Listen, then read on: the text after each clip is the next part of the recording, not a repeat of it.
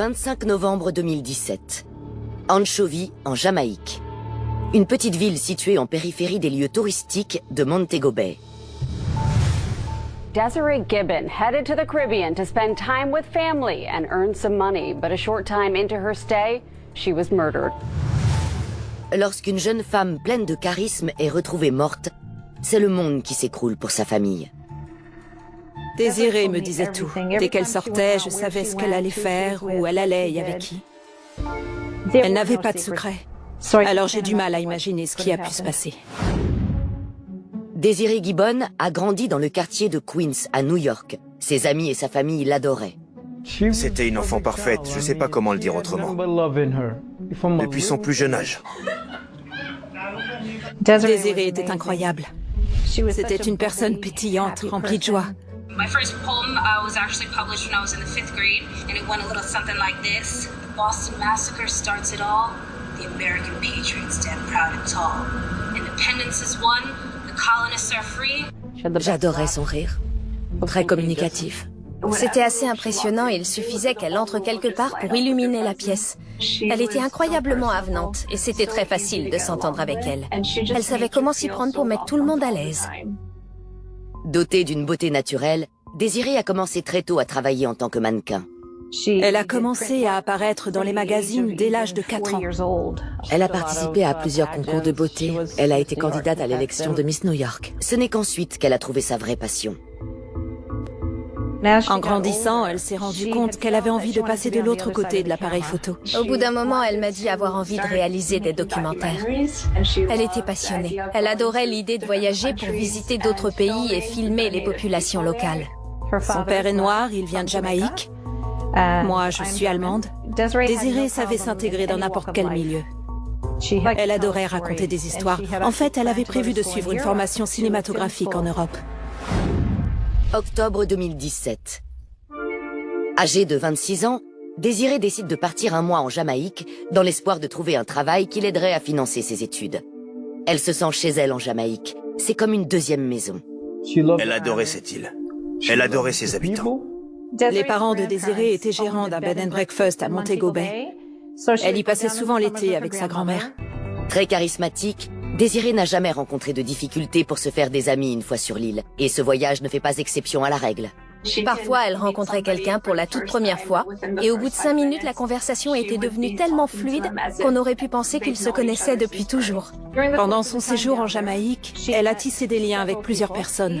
D'après ce que j'en sais, il s'agissait de personnes très riches. C'était des gens qui avaient de l'influence. Je pense qu'elle a dû les voir à peu près tous les jours pendant les 3 semaines qu'elle a passées là-bas. Elle avait quelque chose de magnétique et elle attirait les gens. Desiree adore partager son quotidien sur les réseaux sociaux quand elle est en voyage. Mais cette fois-ci, après 2 semaines de séjour, elle prend une décision surprenante. Pendant qu'elle était en Jamaïque, elle a supprimé son compte Instagram. Elle m'a pas expliqué ce qui l'avait poussée à faire ça. On n'en a jamais discuté. 23 novembre, jour de Thanksgiving. Depuis la Jamaïque, Desiree appelle sa famille. On fait une petite fête. Thanksgiving n'est pas une fête qu'on célèbre en Jamaïque. Mais comme il y a énormément d'Américains installés sur place, il y a toujours un petit quelque chose. Désirée était d'excellente humeur quand je l'ai eue au téléphone. Elle n'avait jamais été aussi heureuse. Elle m'a même dit « Maman, je suis tellement heureuse. Je suis au bon endroit, au bon moment, et je sais qu'il va se passer des choses incroyables pour moi ici. » Et ensuite, je n'ai pas eu de nouvelles le lendemain. Je me suis dit qu'elle devait avoir une mauvaise connexion Wi-Fi. Pour moi, ça n'avait rien d'étrange. 25 novembre. Sur l'une des routes de campagne d'Anchovy, le corps d'une jeune femme est retrouvé dans les buissons. Il se trouve qu'un jardinier passait par là, dans cette zone très peu fréquentée, quand il a remarqué un corps sur le bord de la route. La personne souffrait de blessures graves. C'était à peu près à 6,5 km de l'endroit où résidait Désirée. La police jamaïcaine émet l'hypothèse que la femme retrouvée serait une touriste de passage. Les enquêteurs se rendent donc dans les hôtels environnants avec sa photo, dans l'espoir de l'identifier. 26 novembre. Cela fait maintenant 3 jours que les parents de Désirée n'ont pas de nouvelles d'elle. À ce moment-là, j'ai commencé à m'inquiéter. Je n'arrêtais pas de l'appeler, de lui envoyer des messages, mais je continuais à me dire qu'elle n'avait pas de réseau. Désirée est une grande fille. Mais moi, je suis son père et je deviens parano. J'ai cette horrible intuition qui se crée et qui n'arrête pas de grandir. Le sentiment qu'il y a quelque chose qui cloche là-bas.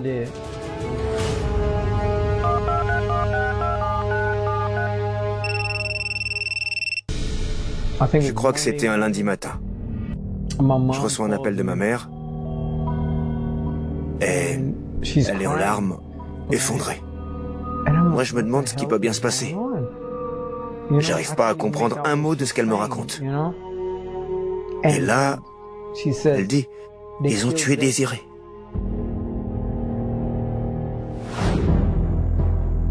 La police de Montego Bay est parvenue à identifier le corps de la jeune femme trouvée morte au bord de la route. Il s'agit de Désirée Gibbon, âgée de 26 ans. Ses parents, Andrea et Gary, sont effondrés. Je comprends pas ce qui se passe. Mon esprit est complètement... Enfin, c'est comme si j'ai l'impression d'être dans un film.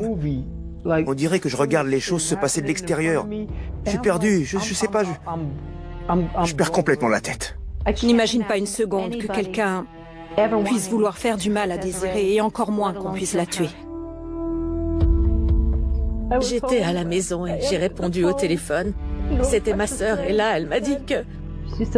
Elle a dit qu'il était arrivé quelque chose à Désirée. Je lui ai demandé de quoi elle parlait et elle a dit « Ils ont assassiné ma fille ». Et là, je me suis mise à hurler. Je ne pouvais pas m'arrêter, c'était horrible.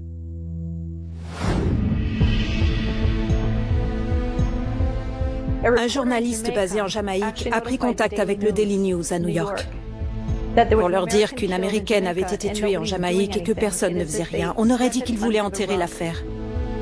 Après ça, il a suffi de quelques heures pour que les équipes de tournage de toutes les chaînes de télé soient devant chez moi.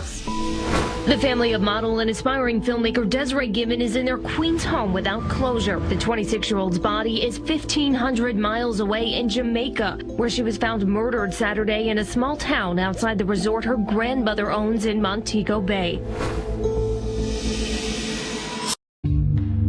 La police jamaïcaine a ouvert une enquête sur l'assassinat de Désirée Gibbon. Mais les enquêteurs n'ont aucune information à communiquer à sa famille restée à New York. Mis à part les circonstances épouvantables de sa mort. Her body was found Sunday, 4 miles away on the side of the road, her throat slashed. J'ai découvert qu'on lui avait tranché la gorge d'une oreille à l'autre, qu'on l'avait presque décapitée. Ensuite, on l'a jetée dans les buissons, comme un sac poubelle. La famille de Désirée est soudain envahie par les médias. On a donné des interviews à la chaîne sans rien comprendre à ce qui nous tombait dessus. Sous le choc. Why did they beat her?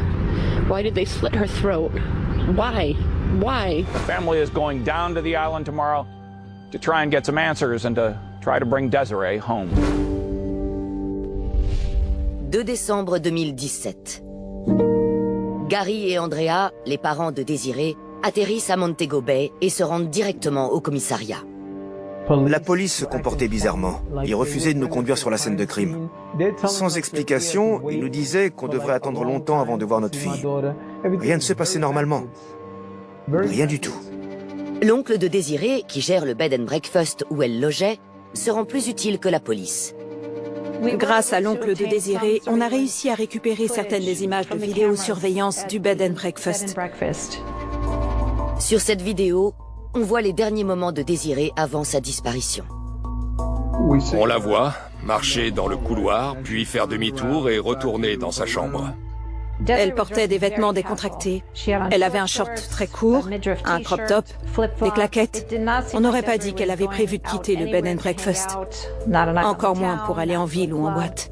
Toujours grâce à ces images de vidéosurveillance, on voit Désirée rentrer dans sa chambre pour en ressortir à 23h27. On la voit une nouvelle fois dans le couloir. Elle fait signe à l'agent de sécurité, elle regarde son téléphone et ensuite elle s'en va. Elle a dit à l'agent de sécurité qu'elle revenait tout de suite, mais elle n'est jamais rentrée. De regarder ces images et de la voir s'en aller comme ça, c'est tout simplement horrible. On n'a qu'une envie, c'est de lui dire de s'arrêter, de surtout pas y aller. Au moment où les parents de Désirée arrivent en Jamaïque, les autorités ont déjà fouillé sa chambre au bed and breakfast. Mais Andrea et Gary décident de fouiller les lieux à leur tour. Quand je suis allée dans sa chambre, je suis tombée sur le portable qu'elle utilisait en Jamaïque. Je ne sais pas pourquoi la police ne l'avait pas emmené. Désirée utilisait 2 portables pendant son séjour en Jamaïque. Elle avait son smartphone habituel, celui qu'elle avait emmené des États-Unis, et elle avait un téléphone acheté sur place pour les communications locales. C'est le smartphone américain qui apparaît sur les images de vidéosurveillance. Ce téléphone contient forcément les dernières conversations qu'elle a eues, et c'est très certainement de ces informations-là dont nous avons besoin pour résoudre cette enquête. Malheureusement, ce téléphone avait disparu. Et il n'a toujours pas refait surface à ce jour. Alors que la famille essaie de reconstituer le puzzle, elle reçoit une aide inattendue de la part des journalistes locaux qui leur indiquent l'endroit où a été retrouvé le corps de Désirée. En arrivant, on a remarqué qu'il n'y avait pas de sang. Le truc, c'est que quand on vous tranche la gorge, la logique voudrait qu'il y ait une hémorragie importante. On peut donc en déduire qu'elle n'a pas été égorgée à cet endroit-là. Son corps a été déplacé. Au début, on m'a dit que ça pouvait prendre 1 an pour la rapatrier. Mais il était absolument hors de question que je quitte cette île sans sa dépouille. Étant donné que je faisais pas mal de bruit, ils avaient peur pour le tourisme. Ils ne voulaient pas de scandale dans les journaux. Alors ils ont fait en sorte que l'autopsie ait lieu la semaine suivante, ce qui n'avait jamais été fait avant en Jamaïque. Avant que le médecin légiste puisse procéder à l'autopsie, la procédure exige que les parents de Désirée identifient le corps. Il faut qu'on quitte Montego Bay en voiture et qu'on conduise pendant des heures dans la campagne. On doit aller dans un coin vraiment reculé, au milieu de nulle part. En arrivant sur place, je me retrouve en face d'un énorme immeuble qui ressemble à une grange. Il n'y a que du contreplaqué et des toitures en métal. On entre et on me conduit jusqu'à Désirée. On ouvre la housse et on me montre juste son visage. Et je suis là, regardez ce corps. Le corps qu'on avait sous les yeux était en état de décomposition avancée. Et sa mère était en larmes à tel point qu'elle était assise par terre. Imaginez, elle répétait que ce n'était pas sa fille et j'ai dû lui dire « Fais-moi confiance, c'est elle ». On m'a dit qu'ils ont dû me faire sortir et qu'ensuite je suis restée assise dehors pendant 2 heures, à me balancer d'avant en arrière jusqu'à la fin de l'autopsie. Les conclusions du médecin légiste apportent quelques précisions sur les derniers moments de Désirée. Il n'y avait pas de traces d'agression sexuelle. Elle avait des blessures défensives dans la paume des mains, à l'endroit où elle s'est saisie du couteau, pour tenter de se protéger. Le légiste nous a aussi appris qu'elle était à genoux quand son meurtrier lui a tranché la gorge, comme pour une exécution.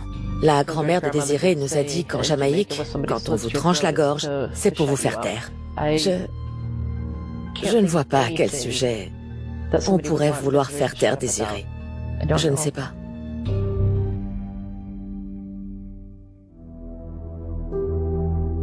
Les parents de Désirée rentrent à New York avec son corps.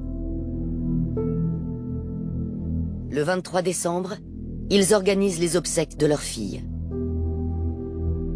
Il y avait énormément de monde aux funérailles. Certaines personnes ont fait le déplacement depuis l'Europe pour rendre un dernier hommage à Désirée et la pleurer avec nous. C'était triste, il y avait des pleurs, des embrassades. Le cercueil était fermé.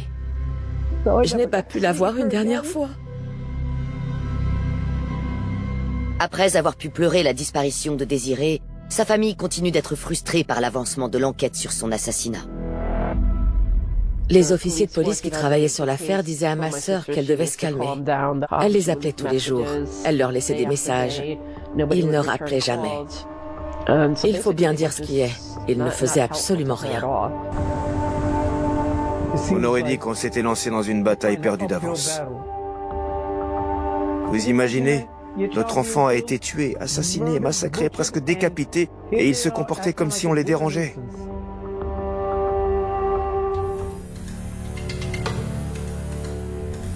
Deux mois après le meurtre de Désirée, sa tante Peggy reçoit un coup de téléphone terrifiant. Je reçois un appel de Peggy. Je décroche et elle me dit « On vient de m'appeler du téléphone de Désiré ».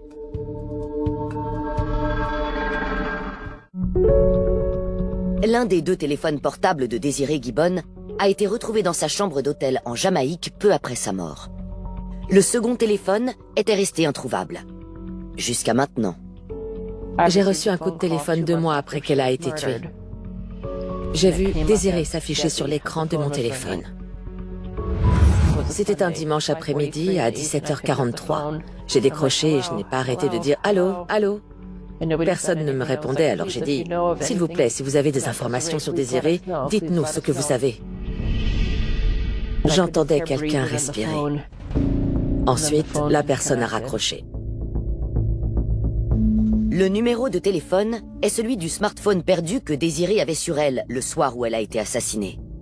Selon moi, cette personne a téléphoné parce qu'elle voulait nous donner des informations. Elle voulait nous aider. On a tout raconté à la police jamaïcaine. Ils ont dit qu'ils enquêteraient. Mais la police ne donnera aucune nouvelle à la famille concernant cet appel mystérieux. Une année s'écoule et l'intérêt autour de l'affaire s'essouffle. Desiree's mother and father have returned to Jamaica to mourn the anniversary of their daughter's death. Je me sens abattue. J'ai l'impression de me contenter de mettre un pied devant l'autre, sans jamais avancer. Prise par le désespoir, la mère de Désiré décide d'engager un détective privé. L'une de ses connaissances lui recommande d'engager TJ Ward, qui a travaillé sur la disparition d'une jeune fille de 18 ans, Natalie Holloway, en 2005. The Alabama student disappeared in Aruba while on a school trip in May 2005. This is not a traffic ticket. This is a criminal investigation which will probably lead to murder. En novembre 2018, Ward accepte d'apporter son aide à la famille de Désiré. Il est parfaitement conscient que les forces de l'ordre américaines ne s'en mêleront pas. S'il s'était passé quelque chose en mer ou sur un bateau de croisière, le FBI serait intervenu parce que ça se serait produit dans les eaux internationales. Mais sur une île qui appartient à une autre juridiction, les autorités américaines n'ont pas le pouvoir d'intervenir, même si c'est une citoyenne des États-Unis qui a été assassinée. Alors que Ward débute son enquête, les parents de Désiré reçoivent le rapport d'autopsie complet de la part des autorités jamaïcaines. Les dernières heures de la vie de Désiré apparaissent sous un jour nouveau. J'ai appris qu'on avait retrouvé l'ADN de 2 personnes sur son corps. Il y avait un ADN masculin et un ADN féminin. On ne sait toujours pas qui l'a tué, mais la police pense qu'il y a sûrement 2 coupables. Le rapport dit également qu'il est très probable que les personnes impliquées aient des marques sur le corps, étant donné que Désiré s'est battu pour essayer de s'en sortir. Et si on en croit l'autopsie et l'examen qu'a réalisé le médecin légiste, il semblerait que la personne qui a commis ce crime était gauchère. C'est ce que suggèrent les blessures et la façon dont la gorge a été tranchée. Moi, j'ai une théorie. Je pense qu'une fille très jalouse est impliquée, une fille qui avait un petit ami. Je dirais que le petit ami a fait des avances à Désiré, ou alors qu'il avait des vues sur elle. Et j'ai le sentiment que la petite amie a été très contrariée par cette situation. Je pense qu'à un moment donné, le garçon a dû prouver sa loyauté à sa petite amie, et c'est comme ça que Désiré est morte. The police say no suspect has been identified in her daughter's murder, even though interviews are being conducted. Au cours de l'enquête, ils sont tombés sur un gaucher. Et ils m'ont dit qu'il avait des traces de griffures sur le bras. Ils ont interrogé cet homme, mais ensuite ils l'ont laissé repartir. L'enquête, qui dure depuis maintenant 1 an, est dans l'impasse. Et le père de Désiré pense que les autorités locales ne se préoccupent pas vraiment de faire avancer les choses. Je suis jamaïcain, donc je ne cherche pas spécialement à les critiquer, mais évidemment, je ne vais pas rester sans rien dire si je pense qu'ils cachent quelque chose. Et il y a vraiment quelque chose qui cloche dans cette histoire. TJ Ward met lui aussi en doute l'enquête menée par le commissariat de Montego Bay. On a réussi à établir à quelle heure elle est partie du bed and breakfast et à affirmer qu'elle n'a emporté que son téléphone. L'une des choses que les forces de l'ordre auraient dû faire, c'est d'avoir recours à un procédé de triangulation des antennes relais pour déterminer d'où provenaient les appels. Ils ne l'ont pas fait à l'époque, et d'après mes informations, ça n'a toujours pas été fait à ce jour. On dirait qu'ils préfèrent que cette affaire se tasse plutôt que d'avoir à mener l'enquête correctement. La police de Montego Bay a refusé nos demandes d'interview concernant l'affaire. La mère de Désirée, Andrea, a adressé une requête officielle au gouvernement jamaïcain. Andrea Gibbon says she's still seeking answers as to why her daughter, 26-year-old Desiree Gibbon, was murdered on the island she loved. Je passe mes journées à envoyer des mails au Premier ministre et à appeler son bureau. La seule chose que je demande, c'est qu'il prenne 10 minutes pour écouter ce que j'ai à lui dire. J'aimerais qu'il pousse les enquêteurs à prendre cette affaire au sérieux et pourquoi pas à la résoudre. Tout faire pour leur mettre la pression et leur montrer qu'on ne va pas laisser cette affaire disparaître, c'est le seul moyen qu'on a de s'assurer qu'on obtiendra un dénouement, qu'on aura droit à un peu de justice. En attendant que ce jour arrive, la famille et les amis de Désirée doivent vivre avec des blessures qui ne guériront peut-être jamais. Ne pas rendre la justice, c'est comme si tout le monde se fichait de ce qui lui est arrivé. On a le sentiment que les autorités jamaïcaines et américaines ne font rien. Elles ne font rien pour découvrir qui l'a tué. Elle avait encore tellement de choses à vivre. Mais quelqu'un l'en a empêché. C'est profondément injuste. Aujourd'hui, je suis un homme détruit, dévasté. Parce qu'à chaque fois que j'y repense, je souffre. La disparition de Désirée a fait de moi une personne complètement différente. Elle me manque terriblement. Et je suis en colère. Il ne se passe pas une seule journée sans que je me retrouve à pleurer. Et je veux toujours obtenir justice pour Désirée.